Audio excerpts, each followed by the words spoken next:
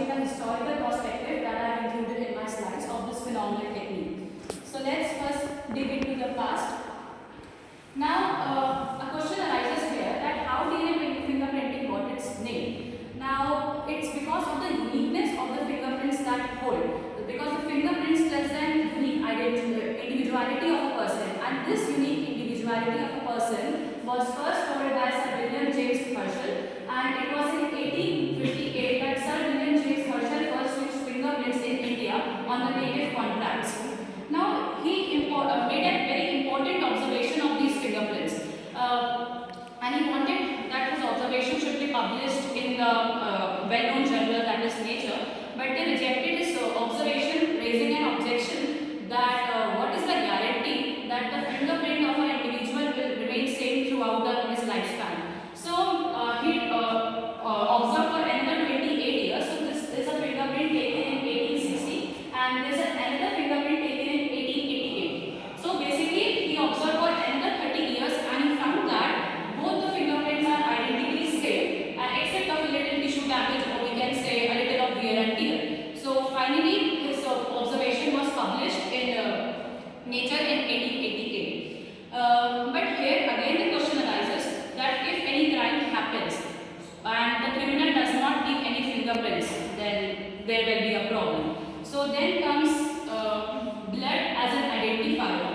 Now earlier it was believed that every human being has the same blood group, so it can be transfused from one person to any other person, but that caused numerous number of deaths. So it was in 1901 that Dr. Karl proposed the blood group system. And as soon as the blood group system was proposed, our forensic scientists used this opportunity for identifications of an individual.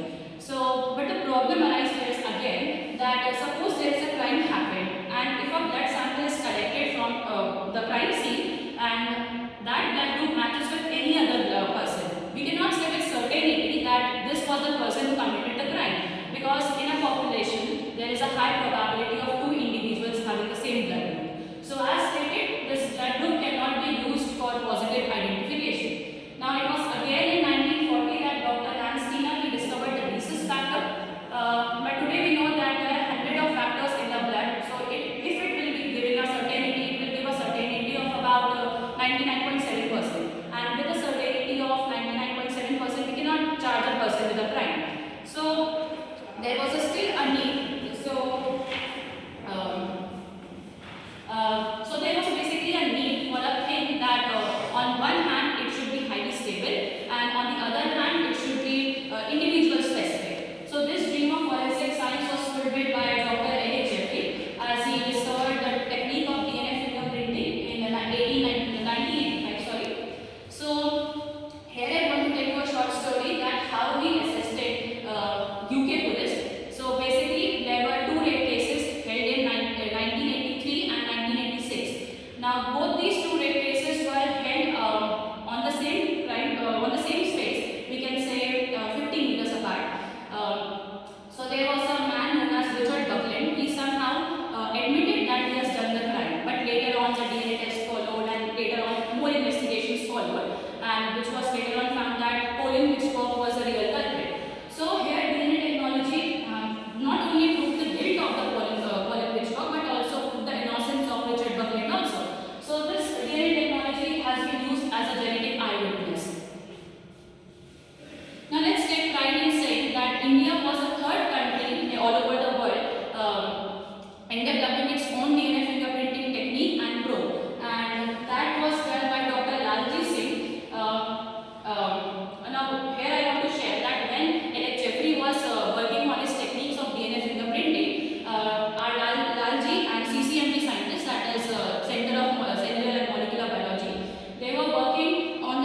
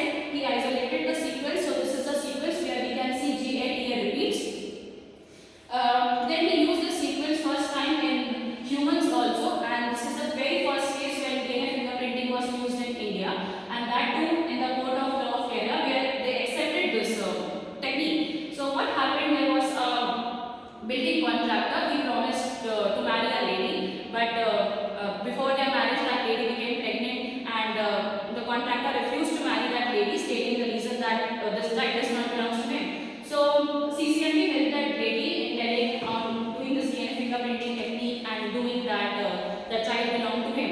So this was the very first case. Subsequently, more cases are there where this technique has been used in the assassination of Prime Minister Rajiv Gandhi.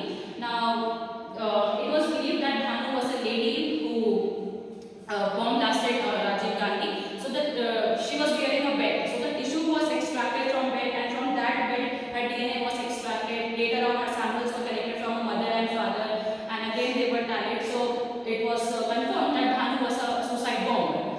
Now, if I say, I will not say that DNA fingerprinting is restricted to humans only, because I have two interesting cases further from Medak district where it is that it has also been used in animals also. So this is the very first case when cows and dogs were broken in the tiger's skin and they were put to sale, saying that this is a tiger's skin, but this was not so. So again the DNA tests were performed, and according to the database collected by CCMB, it was concluded that the 5 skins that were put to sale, among 3 skins were those of dogs and 2 were of cows, and none of them were tiger. Another interesting fact, there was a suspicion that Indian peacock is being cooked and eaten. So again the DNA tests were performed and sent to CCMB, and it was later on found that yes, that the flesh was submitted was belonging to Indian peacock only. Now I am not getting into the techniques of it, but yes, I want to summarize it because the techniques has already been told earlier. So first is the organic isolation of DNA by test tube method. We have PCR and subtle blotting, the probe labeling with P32, VNTR, X-ray to water rate, and I think in market in 1997 there was a replacement of radioactive probe. Then we have a chemiluminescent probe that was a color changing and non-radioactive, as I said, and that was LADQ alpha. This was a probe that has been used. Now, if I talk about the nature of the DNA fingerprinting patterns, the first comes the multi-locus probe. Now we know that multi-locus probe is a core sequence probe, so it detects the VNTR of the genome. Now the Lalji was using VKM probe, so this was the multi-locus probe only. Now then comes the second generation probe. It was a locus specific probe. As the name suggests, it is locus specific, so it detects a single hypervariable locus originating from a specific region of a specific chromosome.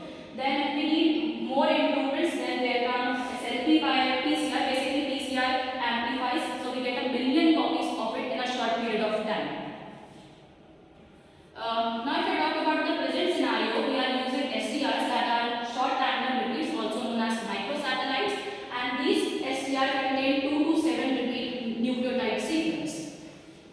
Now if I talk about the present status technique, first there is always a DNA isolation. Now suppose if we have to extract a DNA from a bone or a teeth, now that would be, we have to wait at least for 3 days so that the tissue can get soft and all. So today we have an automate machine. Just we have to crush the bone and the teeth and put into it. This machine will automatically extract the DNA. Firstly we are having PCR. Now we have RT-PCR also that saves our time.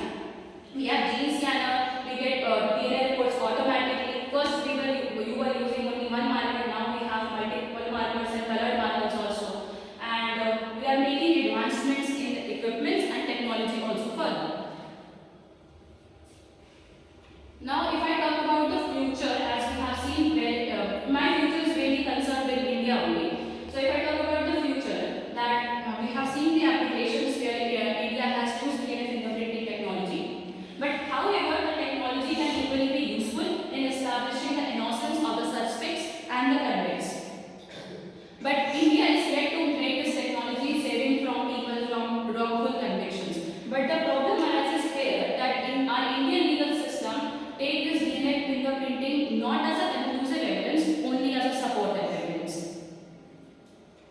Now the biggest hindrances are that there may be sample hindrance, there may be data fraudulence. So there are the hindrances. So there have been cases of data fraudulence in our country. Now if I put all these together, so in India there are only 2 to 3% cases that have used Indian DNA fingerprinting technology till now. So the current DNA bill in India security of data